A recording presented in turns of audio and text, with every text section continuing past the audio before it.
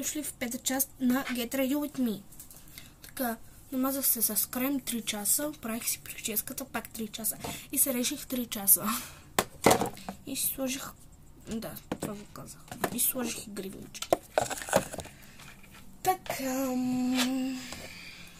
Сега си слагаме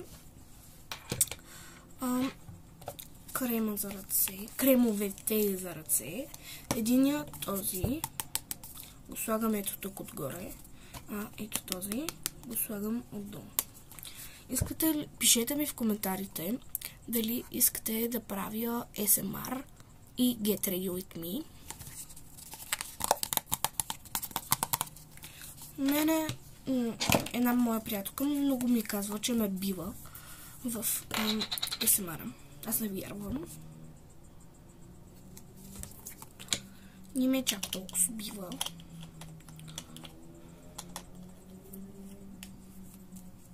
Така, и сега ето така размазваме.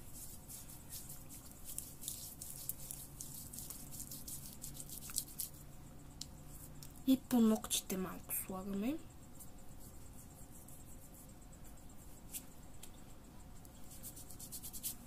Така. Сега си слагаме долната част.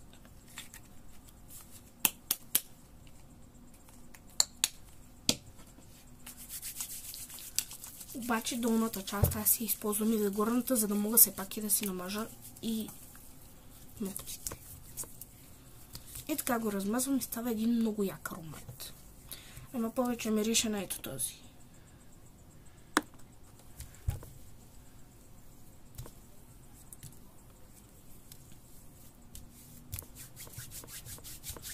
Хора, пак ще ми свърши времето и аз няма да съм готова.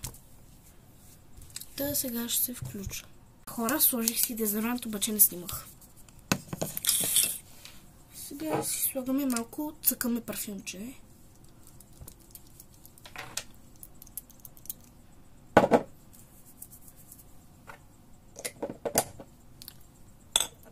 И сега ще си сложим и рулон. Един момент. Хора, сложихме си и рулон. Сега си пръскаме с слънцезащитка.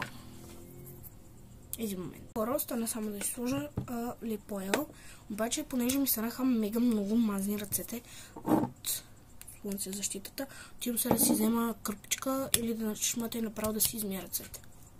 Мъжете сигурно се питат: ама ти защо си сложи 2 крема за ръце, като ти ги махна? Не си жена, мило, не разбираш. И да, това беше всичко от мен. Чао, чао!